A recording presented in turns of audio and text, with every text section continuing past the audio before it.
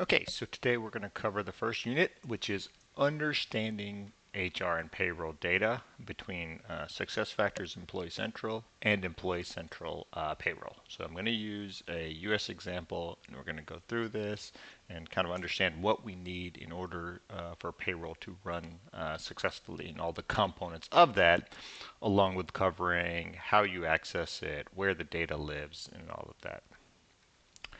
Okay, so I gave this cheat sheet previously in the introduction, but the one that's really relevant for this particular unit is going to be PA20, PA30. And so this is within payroll specifically how you display or edit employee data directly in payroll. And so I gave a disclaimer previously. I'll give the same disclaimer is that you should not be changing any data that comes over from Employee Central directly in payroll. And the reason for that is because it is integrated, it will be overwritten if you make a change. And so that's the last thing anyone wants.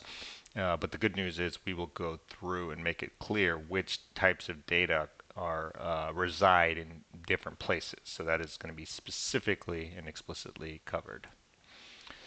And so just to understand this a little better, I built this architecture slide. So on the left side here, we have SuccessFactors Employee Central, and that's where you're going to have different aspects of the data. So a lot of the employee master data, your personal information, your name, your address, and job information, compensation information, time data here. Position management is also here. That's going to reside in SuccessFactors.